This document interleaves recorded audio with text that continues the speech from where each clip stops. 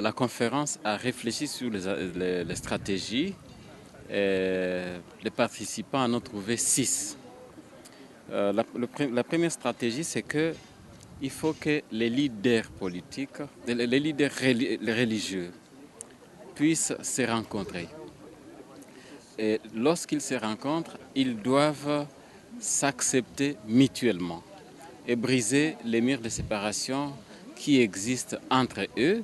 Et c'est ainsi qu'ils peuvent s'engager de travailler ensemble. Ça, c'est la première stratégie.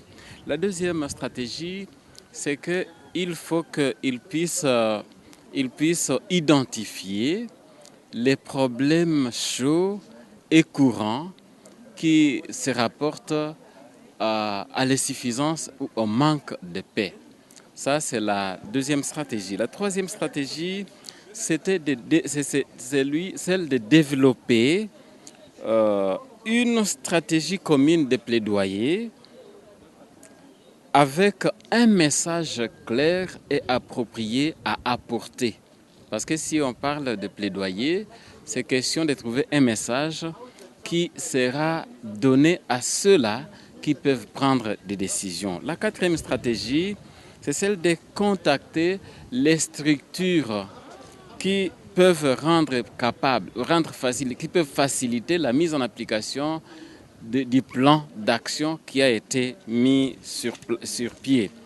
La cinquième stratégie, c'est celle de développer les capacités intellectuelles, les capacités institutionnelles et d'autres capacités des chefs religieux pour leur permettre de bien assumer la responsabilité qui est la leur par rapport à la promotion de la paix, la restauration de la paix.